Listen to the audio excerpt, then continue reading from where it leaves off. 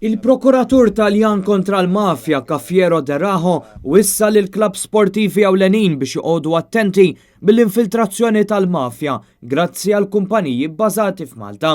Din it-twissija ngħatat waqt il-Kungress Dinji li jġib l-isem ta' Global Leadership and Anti-Corruption in Sport li qed isir f'Ruma. Waqt id-diskors tiegħu De Raho ddikjara li l-gruppi tal-mafja qed jisfruttaw ġurisdizzjonijiet fejn id-dixxilpina brabta mal-lob tal-imħatri online hija laxka.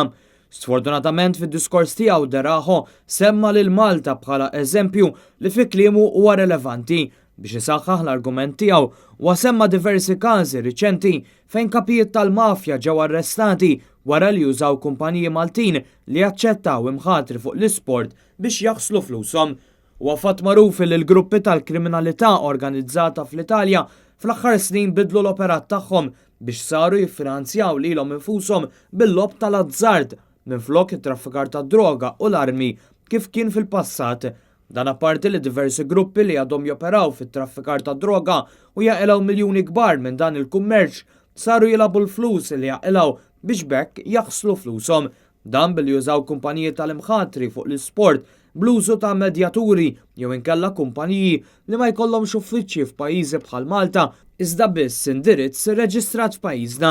L-aktar riċenti mill-każi li nqabdu mill-awtoritajiet Taljani huwa dak ta' Salvatore Nicitra li fl-Italja qed ikun akkużat ukoll b'5 omiċidji. L-awtoritajiet Taljani qed jakkużaw lil Nicitra li mexxa kumpaniji tal-gaming fosthom Potterbet bl-iskop li jiffinanzja lill-mafja. Sa riċenti Potterbet kienet irreġistrata taħt l-isem ta' Potter MRC Gaming Limited u stabbilita fi Bsajla Street f'Birkirkara. Potterbet hija waħda minn 5 kumpaniji li kienu ħallew lil pajjiżna fl-2018 wara li investigazzjoni mill-Awtorità Maltija tal-Gaming sabet diversi irregolaritajiet u rabtiet mal-kriminalità organizzata. Fid-dawl ta' dawn il-każi il-Prokuratur Taljan De Raho esprima tħassib li l-mafja issa qed iddawwar l-attenzjoni tagħha fuq clubs sportivi ewlenin tilab miljuni f'imħatri online biex taħsel flus ġejjin minn attivitajiet illegali u tinfluwenza r-riżultati bl-iskop li tikseb dħul maġġuri f'rebħ.